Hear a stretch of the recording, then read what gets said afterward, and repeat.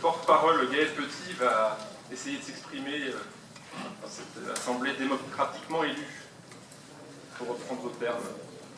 Monsieur le Président, mes chers collègues, pour reprendre aussi un petit commentaire sur les slides qui nous ont été présentés, à l'instant, les comparaisons sont assez flatteuses, volontairement sans doute, mais ne nous impressionnent pas vraiment. Chaque collectivité peut sans doute mettre en avant un ratio qui lui est favorable. Nous savons que nous vivons dans le pays des impôts et des taxes. Comment? La prochaine fois. Ouais. Nous savons on parlerait par exemple avec mes collègues de Toulouse pour voir... Oui, on peut parler de la situation de Toulouse et ce qui s'est passé avant aussi. Nous savons que de Marseille, oui, nous savons que nous vivons dans le pays des impôts et des taxes, puisque pas un pays au monde ne fait plus complexe que nous. Les collectivités locales y contribuent largement et la métropole de Lyon ne fait malheureusement pas exception à cette mauvaise règle.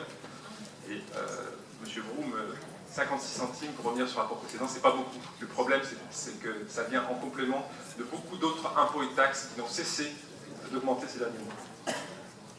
Monsieur le Président, vous avez déclaré il y a quelques mois dans le journal La Tribune qu'il fallait faire des économies, baisser les charges des entreprises et diminuer la dette publique.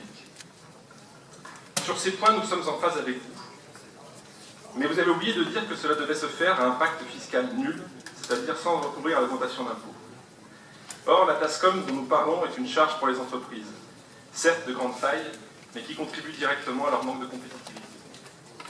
Et la situation du commerce étant préoccupante, elle mériterait une politique structurée et d'anticipation de la part de la métropole. Deux phénomènes devraient davantage nous interpeller. Le premier est la surabondance d'ouverture de magasins par rapport au potentiel d'absorption du marché. Aujourd'hui, en France, les exemples se multiplient et le constat est toujours le même.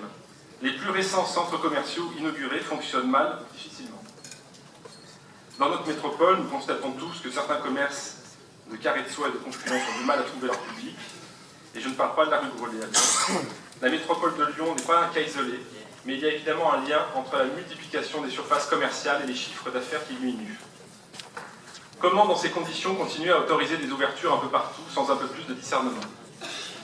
L'époque où attractivité des villes rimait avec création de grands magasins est aujourd'hui révolue. Nous devons vivre avec l'existant, l'améliorer sans doute, mais limiter la construction de nouveaux centres commerciaux qui affaiblissent ceux déjà en place. Le deuxième phénomène est la santé financière des grands groupes de la distribution. Même les grandes surfaces souffrent économiquement aujourd'hui en France. Il n'y a jamais eu autant de redressements judiciaires ou de plans sociaux dans les chaînes de magasins qu'en 2014. Je sais qu'il est de bon ton de dénigrer ces groupes qui sont vus comme le symbole même du capitalisme, mais sachons que la grande distribution, ce sont 750 000 emplois directs et 10 millions de consommateurs par jour. Plusieurs raisons expliquent cette évolution. L'environnement économique, bien sûr, l'ouverture des drives qui a fait perdre de la marge aux entreprises, le e-commerce, le développement des magasins spécialisés et l'arrivée massive de chaînes de magasins étrangères au marketing efficace. En plus de ce contexte, la politique de la métropole en matière d'aménagement commercial a un impact. Notre rôle est de coordonner, de manier correctement le territoire, mais certainement pas à coup de taxes et d'impôts divers. Dans ces conditions, Monsieur le Président, il nous semble assez paradoxal de vous entendre défendre les entreprises, tout en utilisant toujours l'arme fiscale pour boucler vos budgets. Monsieur le Président, l'exaspération et l'instabilité fiscale ne sont pas réservées qu'aux particuliers. Les entreprises s'en plaignent régulièrement avec en plus des conséquences directes sur l'emploi. Chers collègues, soyez assurés que chaque fois que nous augmentons les impôts, déjà très élevés, ce sont des emplois qui disparaissent. Et puisque vous nous reprochez tout à l'heure de ne pas faire de suggestions, moi j'ai deux suggestions à vous faire. Là, en vous écoutant tout à l'heure, je me disais qu'on pourrait peut-être ralentir un peu le rythme de publication du Grand Lyon sur vos papiers glacés qui doit coûter quand même très très cher à la collectivité, et on aimerait bien savoir combien. Et dans ce même rapport, on parle d'un chiffre que je découvre, qui est très intéressant. 1139 véhicules légers sont propriété de la métropole de Lyon.